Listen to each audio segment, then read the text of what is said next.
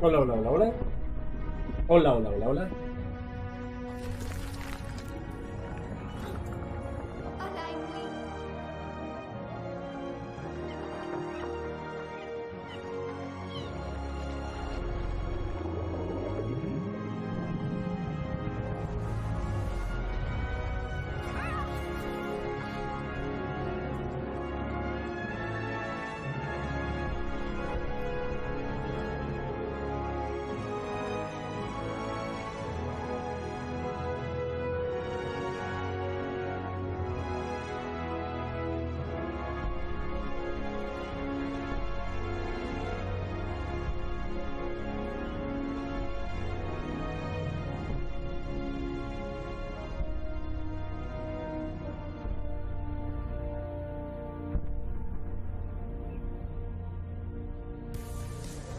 That was nice, wasn't it? A nice little moment of tranquility there in amidst all the fun of Gamescom. How's it going, folks? Welcome back. I am excited to welcome Aaron Harnius, the creative director and lead game designer at Wishfully, to talk about the absolutely gorgeous planet of Lana. Adam, thank you so much for being here. I cannot wait to talk about how beautiful this game looks. But first of all, right, give us an intro to Planet of Lana. We just saw the trailer, but what should we expect? Yeah, so Planet of Lana is a side-scrolling sci-fi puzzle adventure, right? And you play this young girl called Lana. And at your side, you have this little cute creature companion. Yeah. And together, you go out on this epic adventure, you know, through the world of this this planet that's set far away in a galaxy. And you're going on a rescue mission to try and save Lana's big sister that's been taken away by an invading robot army. Yeah, love that. That's the gist of it. So super exciting for everyone attending Gamescom here this year, and for you as well, personally, I'm sure, is that you can actually play Planet of Lana for the first time here, right? Yeah, so excited about that. You can play Planet of Lana here in the Xbox booth, as well as in the Thunderful booth here in Hall 8. So very excited about that. And this is actually the first time we're showing the game to media. So very excited about that. So what's in the demo? Like, what can we expect from it? Yeah, so the demo is quite an early part of the game, right? So it's actually the first part where you just met Mui.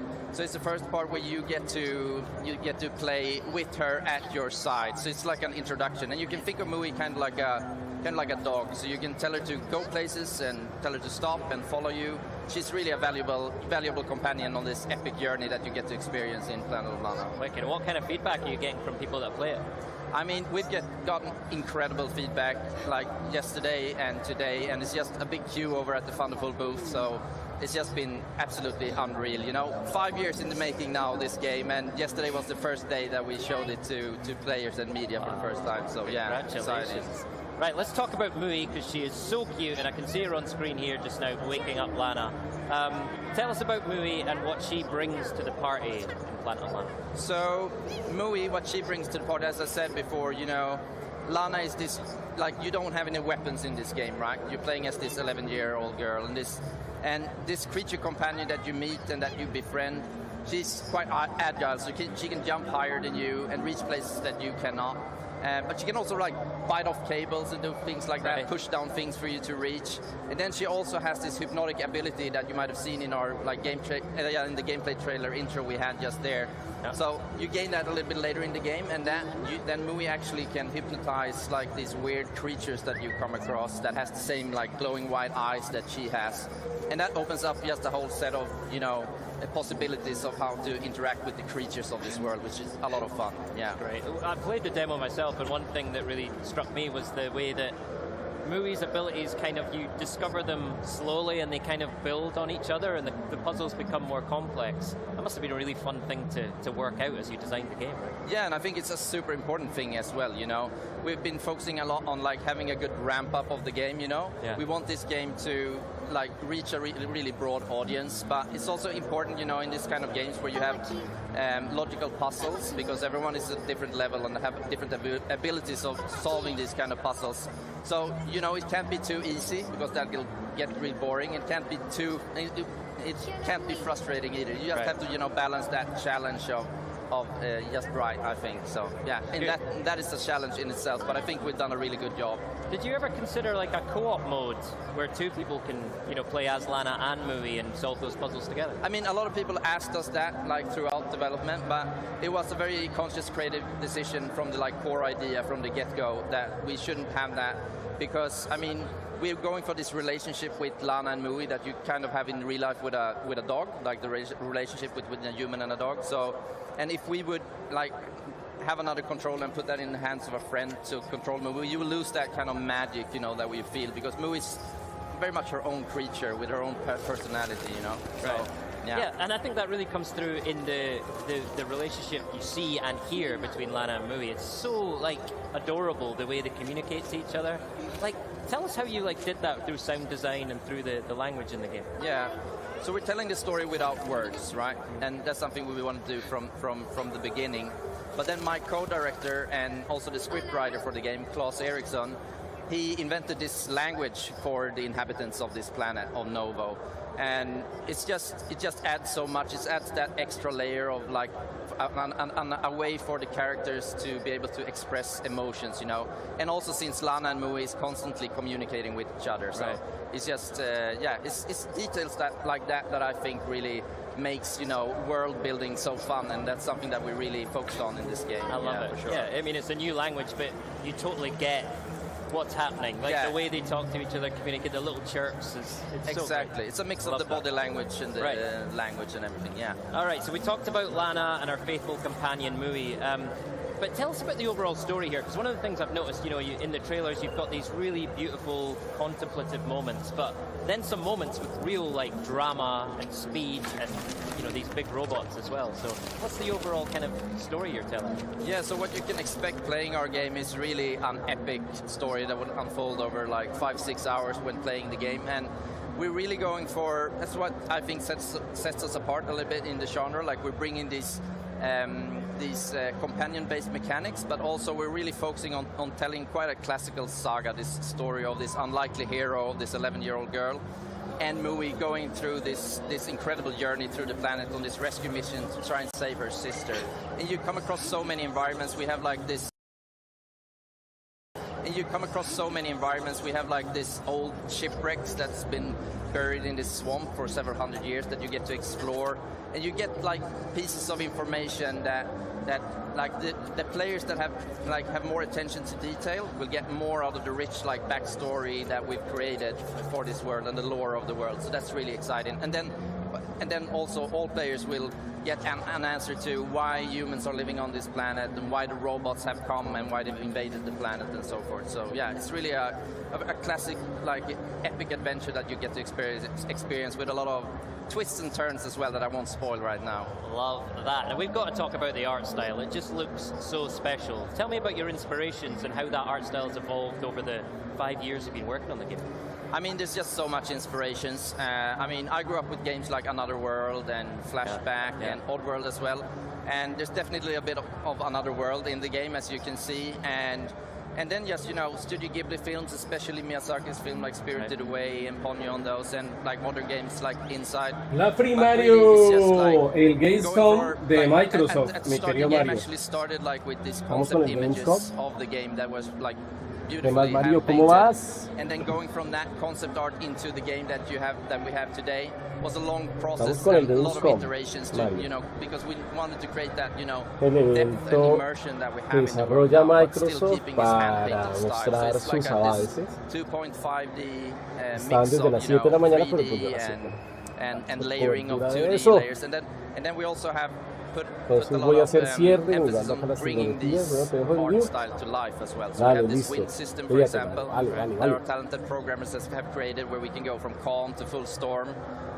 It's just, it's really, we have such a talented team, and it's so fun going to work every day and get to work with these talented people, and everyone is just pouring in a lot of love into this project and making, that's what's created the atmosphere that you can see in the trailers and in the demo that you can play. Right. Here. Well, it really shows, and part of that atmosphere is the music. You know, and you've got someone very special working on the music, scoring the music for the game. Can you tell us more about that? Yeah, so we have Takeshi Furukawa that's writing the music for the game. And he's known for creating the music for The Last Guardian, among other things. Excellent. And he's just like a prolific composer, and it's just been unreal to have him on the project. I mean, it was very unreal from the beginning, but we just get along so good creatively. And I mean, it's also, from the get-go, we've decided, you know, that we also want like the sound of this planet to speak its own language, you know, and then have music come in to emphasize you know, special scenes to like emphasize emotions, and music also plays like a pivotal part actually, both in the gameplay and in the story. So it's just been so great having him on board, and he's just doing an amazing job, I think. Wicked. Now you've also announced that Planet of Lana is coming to Game Pass, which is amazing news for all of us Game Pass subscribers. What does that mean for you as an indie developer, especially with this being your first title as an indie? Yeah, I mean, I can't emphasize how much that means to us, honestly. I mean, having the game on Game Pass day one, it will just I mean, we're making this game, we want as much players as possible to experience the game. And having it on Game Pass just lowers that barrier of entry of people to experience it. So it's just amazing. And also I just have to say that Xbox has actually played a pivotal role in the success that Planet of Lana has gotten up until this point. I mean, we got so much support from Xbox, and it's just been really, really amazing. So very happy to have that collaboration with you guys. That's amazing to hear. Listen, we're happy that you're here. This is absolutely incredible. It's great to talk about it. Going to hit Game Pass day one in spring 2023, right? Yes. Why do we have to wait so long, Adam? I want to play now. Yeah, so, I mean, it was a week ago we announced that we're delaying the game. We were planning originally to have it released in this year, 2022. But I mean, it's both, I think it's, I mean, this game that we're making, it just needs to be at a very high level of polish to really create the vision and experience that we want to create. So it's just the right decision, you know. I think the players will be happy in the end that we made the decision not release the game prematurely. Yeah, I think that's always a good decision. Yeah, no, you're quite right. Something special deserves all the time it takes. So that's great. Right, before you go, is there anything else you would like to share with our audience? Any highlights from Gamescom? Or? I mean, it's just unreal being here, really, just experiencing all the love and support that we have gotten from the game over the years and here at Gamescom, and yeah, just thanks for everyone's support, yeah, and I'm very happy to be here. Adam, absolute pleasure. Okay, everyone, that's the gorgeous Planet of Lana coming to Xbox Game Pass in spring of 2023, day one. Thank you, Adam, for joining us today and bringing such a beautiful game. Enjoy the rest of the week. Okay? Thank you so much. Thanks for being here. All right, coming up, my co-host and pal, Charlie, will be speaking with Shyla Schofield from Obsidian Entertainment about the much-anticipated release of Grounded 1.0.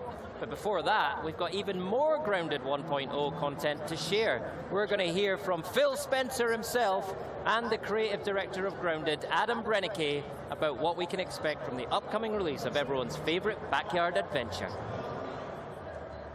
So what I like most about Gamescom is that I come together with different people from around the world that I usually don't really see very often because we don't live in the same city or country. And Gamescom is the perfect opportunity for me to finally meet them and to enjoy video games to its fullest. What I like the most about Gamescom, without a doubt, is the close community atmosphere. The best thing is to be able to see each other again and enjoy in person, side by side, what we are passionate about, gaming and video games. And of course, it's amazing to be part of it and enjoy of everything that Xbox has prepared for this event. Thank you and enjoy the Gamescom. Hi everyone.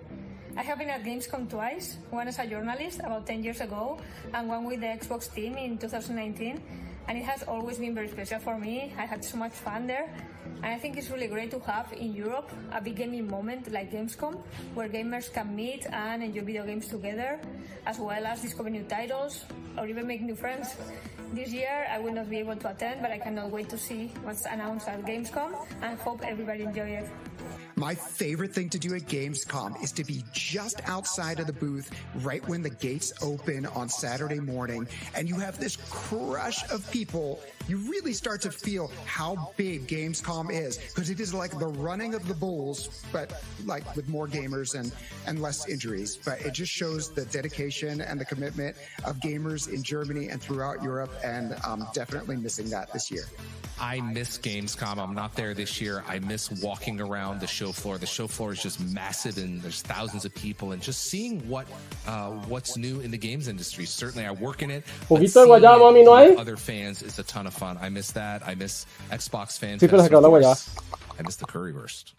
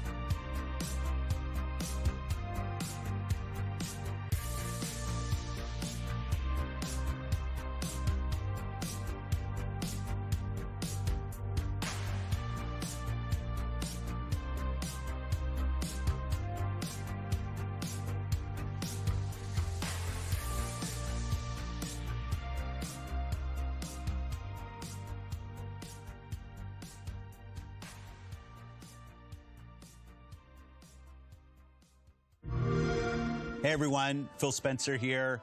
Really excited. We're going to get to talk about Grounded. Great game, a game I love playing. We have Adam Brennecke here from the team. Go ahead and introduce yourself. I'm the game director, and thanks so much for having me. I'm super excited to, be here finally. We're at the end of the runway for Grounded, and it's a super exciting time. Yeah, I mean, Grounded is a game we've been playing, for like a couple years now. Started in game preview, in Game Pass. I think it's been amazing to see what over 10 million people have played the game to date. I've played a ton. I love it. I can't wait for the 27th of September when we get 1.0, GA, story mode, all of the great things that are coming.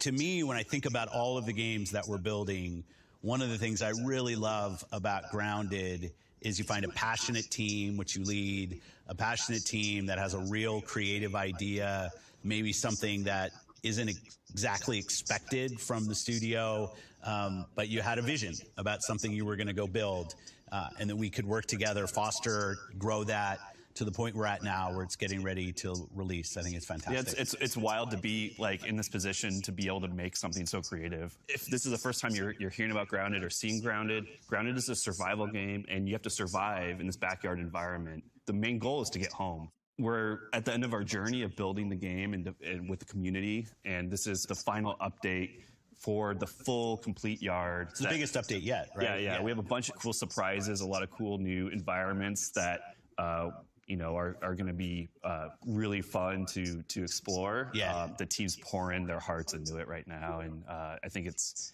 just been so fun to work alongside the community too, that we built with the early access and game preview programs. So many players have given us great feedback along the way, and it's really shaped how we developed Grounded. Right now, we're actually checking out one of the early adventure areas in the game.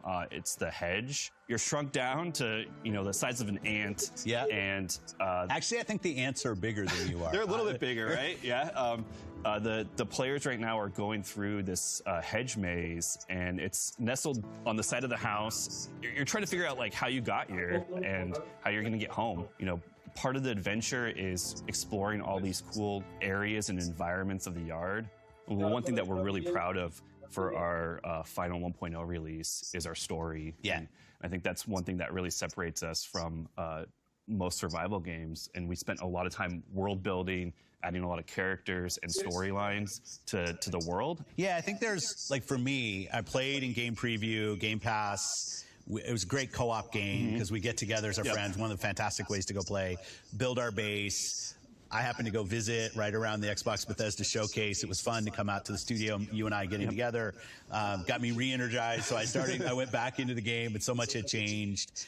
And now I'm so waiting for that story mode, the setting, because the story, it's a great setting for a story, kind of have a guided beginning of the game. And then the sandbox will obviously just open up for players. And how will you deal with, I assume you'll have some players who will be like me, returning of the 10 million people who have played when it comes out. And then you have other players who are brand new, where the idea of, okay, now it's at 1.0, now is when I'm going to go dive in. You as a team, how do you think about those kind of different players coming, and how do you design for that? Yeah, so I think the one thing that, we want to invite all the players that have tried Grounded, even 2 years ago. We want them to come back and try it again and experience the full story, experience the full yard, because there's so much content in this yard. It's a big open world. There's so many cool environments, cool creatures to find. But I also, for the brand new player, it's a survival game first and foremost, but it's definitely a different twist on a survival game. There's one thing that we're really proud of is the accessibility and approachability. So even just right now, we're looking at the Broodmother fight. So this is one of our boss fights in the game, where you fight this giant spider in her spider den.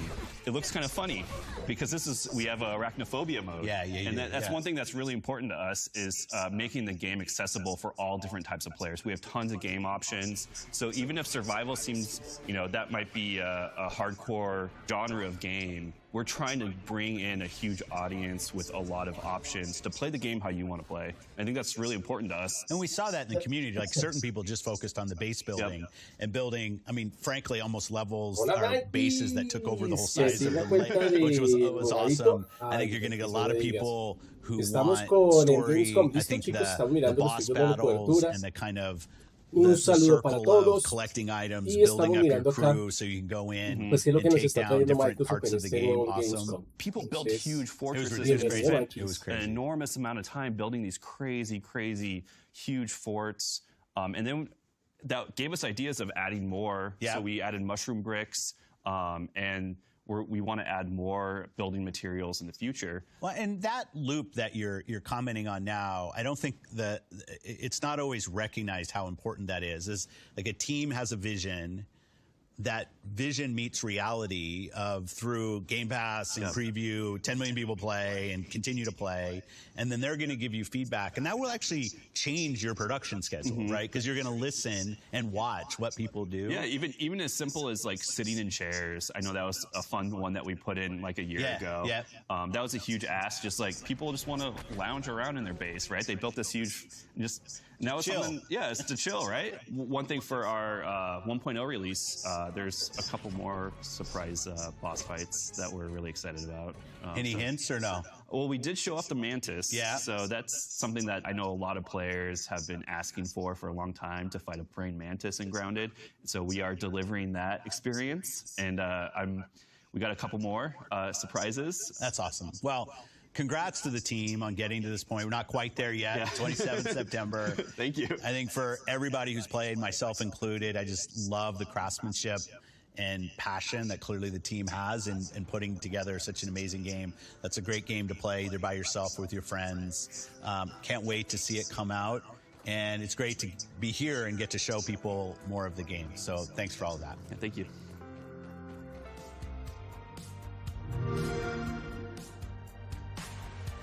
To continue the conversation on Grounded, we have Shyla Scovard with us from Obsidian Entertainment to give us all the backyard dirt on the upcoming 1.0 update, which releases on September 27th. Shyla, welcome to the stream. How are you feeling being here at Gamescom? I am so excited.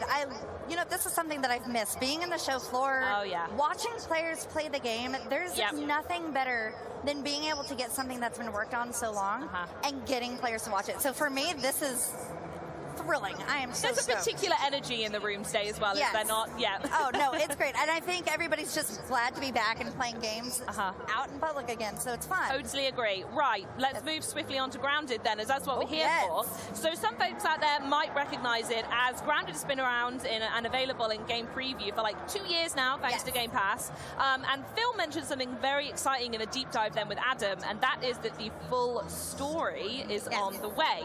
So what exactly does this mean, and how is it going to be integrated into a game that players have grown, pun intended, to love so much over the years without one? Oh yeah, no worries. So there's a few questions that you get when you start the game, and that is, why am I so tiny? Yes. Whose backyard is it? And how did I get here? So, all valid questions. Right? Yes. You wake up and you're tiny, you need to know. These are important. So with this story that's being integrated into the current gameplay, you are going to be able to uncover these answers, find out how you got there, and ultimately, hopefully, be able to go big and go home. I love that that's the thing that you guys say. It's great. So perfect. It's the best one. So a reminder to fans that this is actually going to be the largest update that the game has had so far, right? Yes. It's going to be absolutely huge. So I would love for you to highlight some of both the big and the miniature, because it's Grounded, updates that games that players can expect are coming to the game. Perfect. So we do have some things. I know Adam mentioned the Mantis fight, and there was a picture of it. It is huge. It is something that the players have been asking for so long. One of the most requested insects. So the fact that we could put that in and players will finally get to experience that fight, that's perfect. I love that, like, of all the games that you could find in Germany this week, I do believe yours is the only one where people have begged to fight a praying mantis. You know what? And if that's the case, that's perfect. I love it. So as someone who enjoys the spiders in it, the mantis is the next step up. Absolutely, So along with that, and like we mentioned, the story will be going in. There will be an expansion to the backyard, so there are going to be new areas for players to explore. Obviously, new items to craft and everything else. I wish I could go into specifics, but that's just something that we have a month away, so they can wait. Absolutely. But there have been so many updates along the way. You mentioned new locations, but it's not the first time you've done this over the last couple of years. No. So back when we launched in July of 2020, Grounded started, and it was basically an oak tree, and there were some areas that you can go explore, but all your stuff was around this tree. Over the years, we've expanded to a koi pond, where we have a giant koi fish named Trudy II, who, if you look at her, has a scar over one of her eyes. Okay. Yes. I don't know why. I asked someone once, and they just said, Trudy's seen some things. So we leave it at that. I was going to say, what happened to Trudy 1 as well? That's the only answer I've got. But she lives in the pond. Players can meet her. After that, we went and we expanded the hedge, which is where the brood mother lives. They can go explore that background, get some fun stuff from there. And then we went into the haze, which was originally part of the official launch. But when we wanted to go back and do it, like, it was there. We were cool with it, but we had so many more other plans that the team was able to go through and redo the haze to make it something that they wanted. They added a sandbox, which has a very angry crab face that I love, because one of the first times you get into it, you're zip-lining in, and you just go right past this angry crab. So it's perfect. There's a picnic table, which has a tabletop game that is called Minotaurs and Myrmidons, Volume 2, obviously. Yes. And so you actually get to go through the tabletop castle that they've built, because whoever lived there left some miniatures and everything playing around. So cool. And then the most recent one that they just added was the upper yard area, which includes a wood pile and the termite den. So not only do you get a knocked over barbecue pit and you get to go explore that, but now you get to go meet the termites, which are always a blast. Meet the termites. Love it. So how many updates have you done now? For those who may not have been following, how many are we up to? I want to say about 14, which will be, 14 will be coming. As many of our fans know, we do push out our updates onto a public test before making them go live. And this is one of the beauties about being on Game Preview and working with our community. So the one that will be coming up hopefully soon, because it's available to test, will be 14. However, I believe I've done 18 vlogs. So we've been updating for a little while now. Absolutely. And it's been amazing to see both the community and the game itself grow so, for lack of a better word, momentously over the last couple of years. And as well as that, receive positive feedback along the side. So now we're only a month away from the game's full release, as Phil mentioned, on September 27th. I want to know what that journey's been like for you personally. It's been amazing. 18 vlogs. You've been there. It's been great. So when we first announced Grounded at XO19, it was a very exciting time. It was a very, good, anxious time and everything, because Grounded is not the type of game that you go, Obsidian, that's perfect. That's what I'm expecting. And so to bring it to EXO and get a first-hand glimpse at not only the announcement, but players actually playing it for the first time, that was just great. And so to see it go from those few who were at that convention, grow to 1 million in the first 48 hours, 5 million in the first 3, and then recently we hit 10 million. Like, to just watch this grow and to watch the team work with the community to build this game, it's impressive. Like, it makes me happy every time I think about it. I'm just so proud of what this game has become to not just the team, but the community and players. Oh, absolutely. And talking about all 10 million of those players, I got to say, you must get a ton of feedback and a lot of requests. So, two-part question here. Number one, how on earth do you go through all of that and work through all the feedback?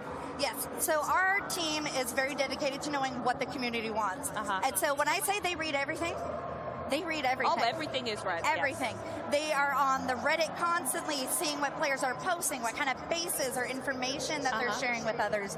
They are on our Discord, seeing what's being talked about there. Twitter, Facebook, any place that people are talking about Grounded streams, they're there to see what ideas people are suggesting and what they can put into the game.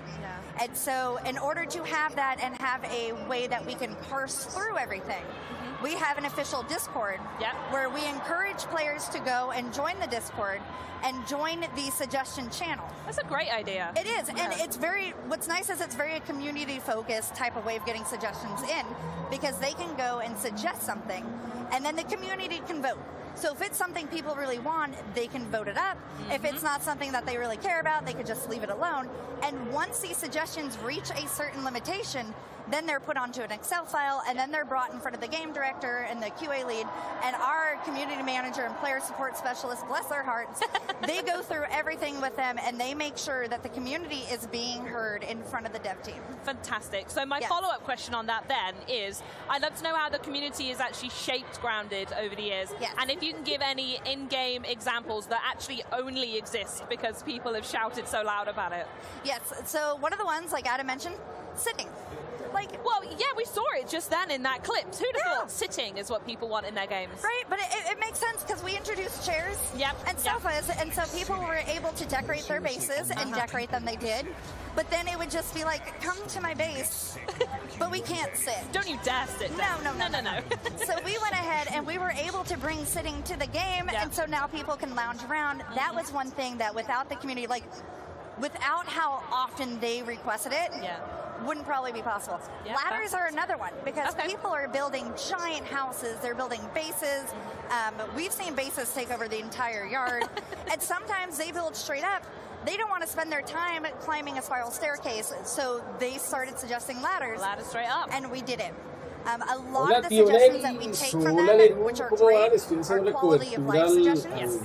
Because they're playing the game. They know what they want in order to make the game more fun for everyone. And so a lot of the stuff that we've seen come from them that help are the ability to auto pick up arrows when, you're going to shoot. I miss stuff all the time. The arrows fly around the ground. Instead of having to go one by one and pick them up, you can actually go and just walk over them and they're yours. Saves you a click. I would call that the definition of quality of life when it comes to a game as well. Love to hear it. Perfect. In fact, I am curious though, what do you think is the most unexpected addition to the game that you've seen so far? So the most unexpected, and probably one of my favorites. So we're talking about quality of life, and I see this as a quality of life. Others may disagree, but one of the suggestions was an infected wolf spider. And people asked for that? Yes. Okay, sure. Back when we announced the haze and we revamped it and everything else, we reintroduced new creatures in the yard, such as the infected weevil. Everybody loves the weevil. This one's better because it explodes, and there's nothing more fun than that. Oh, absolutely not. And then we also have larvae, infected larvae, and their whole goal is just to ruin your day, and they're perfect. I relate strongly to that, I won't lie. They're perfect. They're my little babies. I love them. But we didn't have a spider in there at first, so they started asking for this infected wolf spider, and lo and behold, we have one now. There you go. I guess if you want that, then go for it. One last quality live check I'm going to go before we move onwards. I'm sure many people out there like myself and watching the stream are incredibly proud of the builds that they've been making over the past couple of years. So I just want to double check with you. Can you put our minds to ease that when 1.0 finally releases, we don't need to say goodbye to all that hard work? Yeah, no. So the team is very dedicated with every update that they do to make sure all the hard work all our players put into the game is safe. Amazing. Obviously, there are going to be some things that we may not be able to find because it is in game preview early access. But that is their number one goal, to make sure... That's the intention, is to make sure that is... Yes. And so they are doing everything that they can to make sure that when this goes up, everything can go through, your base will still be there.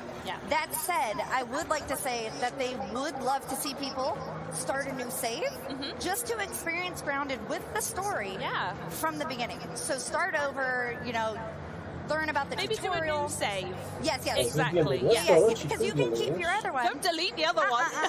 Keep it there. No. But start a new one, and that way you can experience it, and then you'll be able to experience it because there are a lot of players who've been playing from day one. The team has been able to make a lot of changes to the beginning of the game to where if they haven't started a game in a few months, it's completely different. And that's one of the things that I love about being here is that we're talking to players, and I'm finding some who haven't played in months. They were just like, I'm done, and picked it up a few months later, and they were like, oh my god, there's so many changes. This is, and they've just been hooked because now they find some ease in the Well, that feeling of survival's come back again, right? I imagine, I mean, I don't want to put words in people's mouth, but for the people who are end-game building, they're in these massive mansions, they've got every material possible. When story mode comes along, they're going to be able to dive right in and they're fully prepared. So it's whether or not people want to really go back to those roots and that survival and get themselves from the ground, well, grounded up again, I suppose. Yes. And the thing about the story, too, is when this update does come out, the story is going to be integrated into the game. So it's not going to be a separate mode. Like, they're not going to go through and pick new game, story mode. It's just going to be in the game, like quests and everything else. So people who have been playing will also be able to join the story mode without having to do any fancy stuff to get it to work. Fantastic. And while we're talking about stories, you know I have to do this, so I'm so sorry, Shyla. Can you give us a little foreshadowing on the full story that plays will unlock in version 1? You know what, I really wish I could, but I know Omnipractical Technology is watching, and I just... we'll leave it at that. That's fine, you gotta try. What I will do instead is I'm gonna jump over to the topic on everyone's lips, which is the Brood Mother. Yes! We saw her in the footage just then with Adam and Phil. She's literally right here behind me. I can see she's absolutely stunning. We saw some of the epic battle gameplay with said mother. And I'm just going to make some estimations here. Is that a final boss battle? Is raiding on the way? Can you tell us a bit more about combat? I'm so curious. Yes. I love that you just automatically go to a final boss because she's humongous. Surely the mother is the end of the game. No, she is actually the first mini boss players can encounter. That says a lot about where it's going as well. Yes, it's great. So, fun fact, when we first launched the game, there was a spider that lived on a flying Discman in the hedge. Yes. And that was her home. Players would go and disrupt her, and she's just living her best life. She was. And so the dev team decided to take her out for a bit. Yeah. They built her a beautiful home, and now for the price of a BLT, bombardier parts, ladybug parts, and thistles. So not a bacon, lettuce, tomato. Yes. Your own version. Love it. Yeah. But you go and you build that sandwich. You present it to her little cove, and then she comes out and she goes, "Oh, thank you for the food. Oh, and your dessert." So you get to experience a little bit about that. Yeah. So tell us a bit more about the combat then. So I'm approaching it from someone who, when I raid, I'm very much like a ranged melee type, but I like to surround myself with tanks, DPS, healers, etc. Is this the type of combat you can see folks taking in, that level of strategy? Also, to a degree, is there solo combat? Do you think you could take on the Broodmother by yourself? Yes. So the one nice thing is, although we don't say, like, you can be this class, this class, this class, and all of the kids in the game, they are built the same. The way that we get to that and allow you to kind of customize your game is that we have mutations in the game. Oh, okay. And that is something that you can pick. So, like, for the Broodmother, there's a mutation called Reliable Friend. And for people playing with me, that is probably the best mutation to have because I die a lot. Okay, yes. I just like to go in and charge and be like, "Hey, friend." Oh, no, you're not my friend. And so with the Reliable Friend, they're able to pick someone up much quicker so you can get back into the fight because there are babies and ads that come in, and that could be pretty hard to pick someone up as you're being picked at by a few different spiders. Yeah, no, that makes perfect sense. So there is a way to do it with friends and get yourself ready, get all the equipment ready. In fact, is there any gear that maybe like you've eyed up? Because we were talking just before we were saying here, and you actually were doing that gameplay in the background of Phil and Adam's conversation. So as someone who's taken on the Broodmother themselves, what's your number one tip that you could give us, maybe to prep and think about? My number one tip is that, like most people know, spiders are afraid of fire. And so if you get some spicy stuff on your weapon, spicy. So we have different modes, so you can collect mints and collect transmute your weapons that way and stuff. My favorite is the spicy, which adds a burning effect to it. And spiders do not take well to that, so that is probably the best weapon you can have. And for a ranged player like you, we do have arrows that are equipped with the spicy tip, so that way you can use that to fight and you'll be good. Perfect. And then I can just run around the map, pick them all up again. Yep. Keep it view, off I go again. You're great. Stunning. I love this. Right. The one thing that is really amazing about Grounded in particular is about that we could talk about the full release is coming in a month, as a reminder, September 27th. But like I said, the amazing thing is that you can go play it right now now, right this second. Yes. So I want to ask you, for both new and returning fans, remind people where they can go play Grounded right now. Yes. So Grounded is currently available on the Xbox Game Pass, which I do say I subscribe to, and it is, I call it the subscription we're subscribing to. I call it theft, so I'm glad we have different words for it. You know, but we mean the same thing. It is we really too good to be true. The value is phenomenal. And the fact that there are so many day one games, just like Grounded. Yep. It's and so many of the shows we have, the games even we spoke about today as well. All on Game Pass. Oh, no, it's great. So that is like the easiest way that I recommend people, because then if they're done with Grounded, there's so many other games that they can go and explore. Absolutely, and that's perfectly fine. We're all gamers. We all want to see what's out there. Yeah. If they don't want to do Xbox Game Pass, it is currently available on the Windows Store and on Steam. So you can purchase it now. This is the early access game preview price. We have announced that the price will be going up. Sure. So for people who are waiting for story mode before they actually go out and play, I would suggest if you want to own it, buy it now, take advantage of this price. Otherwise, Xbox Game Pass. Get yourself on Game Pass. Absolutely. That's the main thing. So before you leave, and I don't want you to, but I have to say that before you leave, let's talk a little bit more about the booth itself. As I mentioned, we do have this amazing photo behind me with the Broodmother. I'd love you to tell us a little bit about why that's here and why it's so important to the team to turn up in that way. Oh yeah, no, it's great for us because we get to bring a piece of the game for players to actually experience. The beautiful thing about the Broodmother is that she's built to scale. To scale? To scale. So she is 17 feet wide, 7.5 feet tall, and thankfully we have her in a hunched mode, so she's not completely towering over you. But it's just amazing to have that and have that fan experience here, especially when we have an update coming out very soon that players can go and experience. It's nice to bring them here, say, hey, check out Grounded, and then when the update comes out, they can go and they can play with their friends. And that is something that I do want to mention that we do with this update. We have something else that players have been asking for. And although it's not out in the public, it's out on the test flight, and that is shared worlds. Okay, interesting. What's that? And that means, so if you and I want to play a game, we will, by the way. We will. Yes. And you're like, you know what, I have stuff to do, and I'm like, you know, I want to keep playing. You can share your world with me. We log off, you leave, and then I can pick up by playing myself. And then when you come back on, you join my game, and all the progress I've made is saved.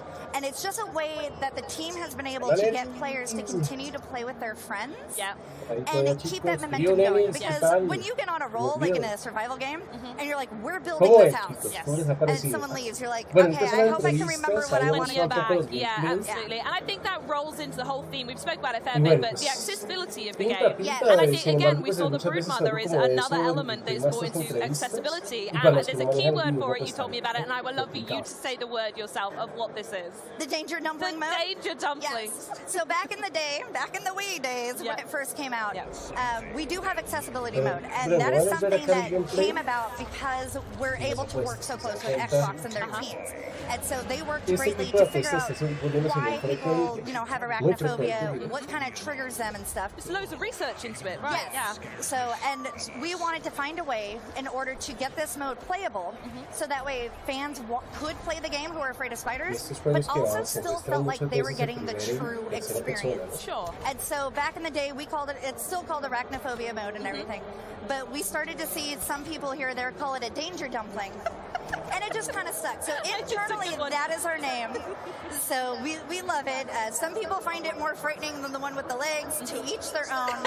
I personally love the one with the legs, but the danger dumpling mode is also perfectly fine. Just a big spider gal, aren't you? Oh, it's great. Like, at some point I'll have a tarantula, but we're waiting on that. I love the goal. Manifest the spider. It's going to happen. It's happening. Absolutely. Well, I know I need to get a picture with this last, so if someone could just screenshot this right here, then maybe I've already done it today. But I did want to thank you so much for joining us today, Shiloh. It's been an absolute pleasure talking to you. And I hope you enjoyed the rest of the booths at Gamescom, though I have a feeling they're not as spider-infested as you want them to be. So thanks again, my darling. Yes, thanks for having me here. You're more than welcome.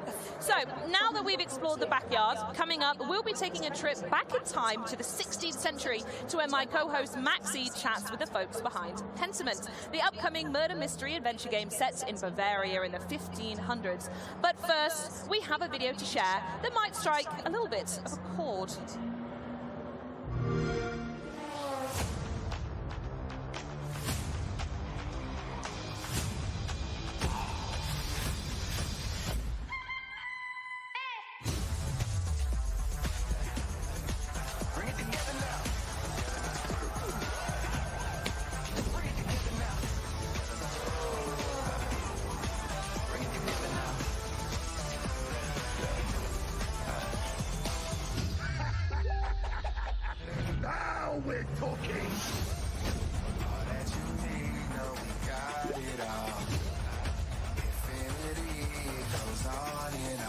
Bueno, aquí un resumen, chicos. Un resumen del gameplay. Bueno, he visto por acá también algunas apuestas live action que yo creo que van a empezar a darse entre plataformas como Netflix, como Disney. Están a ser cada día más frecuentes.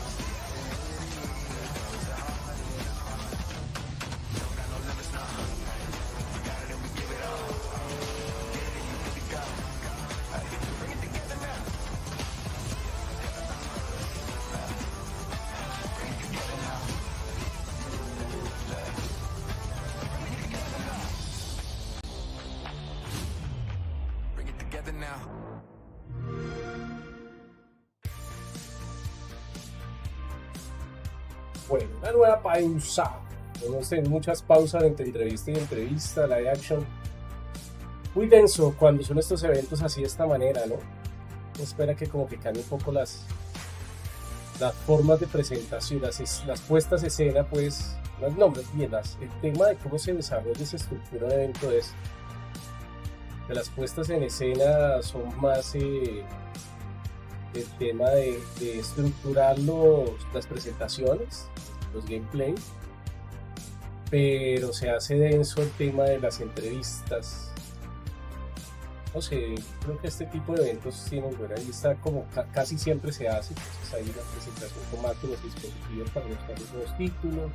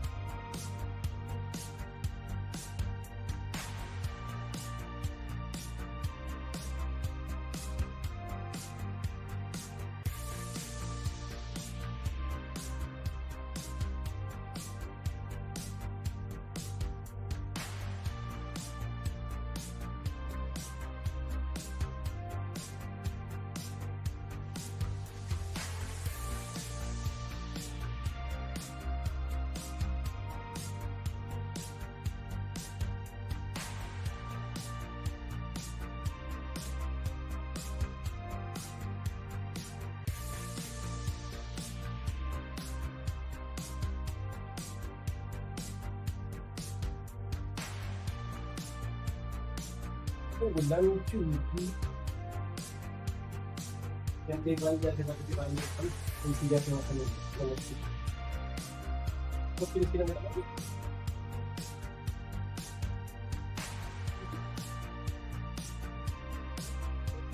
già puoi studiare famiglia di toccazione a cambiare di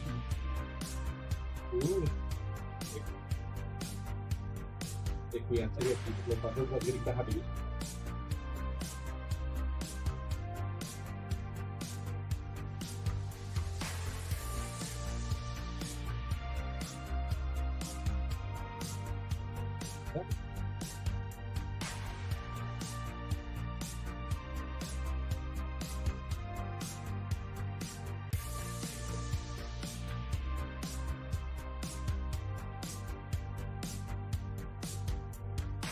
Hola.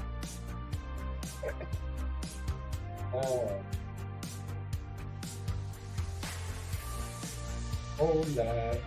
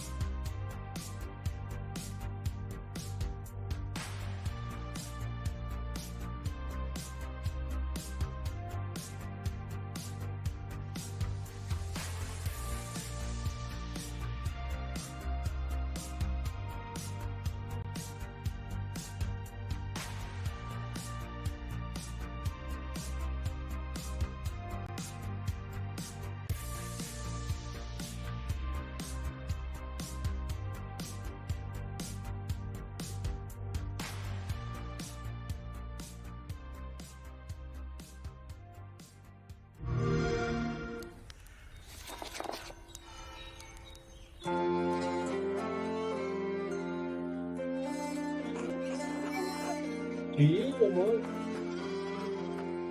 Listo, cuando tan pronto salgan que no han salido, entonces estos juegos son nuevos, amor. Estos son juegos nuevos, amorcito.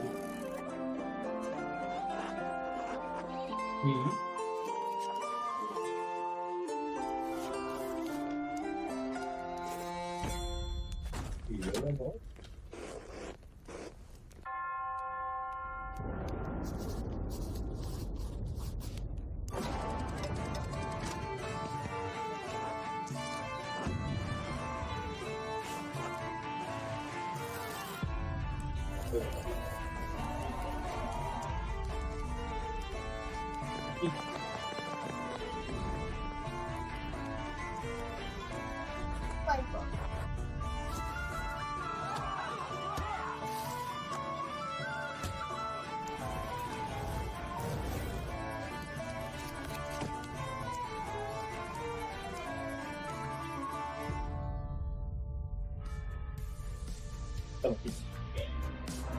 So joining us now, our game director, Josh Sawyer, and art director, Hannah Kennedy, to talk to us about Obsidian's medieval narrative game, Pentiment.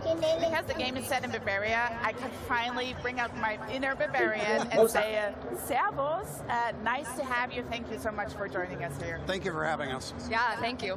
And I also want to call out that I really appreciate that you are the only two guests who have set a game in Germany. And Josh, du sprichst auch ein wenig Deutsch, oder? Ja, stimmt. Und wir freuen uns, hier zu sein.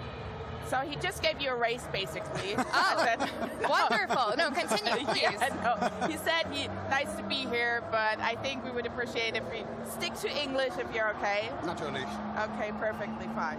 So now that the game is set in Bavaria, and I'm a little biased here because I live in Bavaria, I've had my share of Oktoberfest, but I think what's really interesting, why did you choose that region? I think my interest in Germany goes all the way back to my childhood.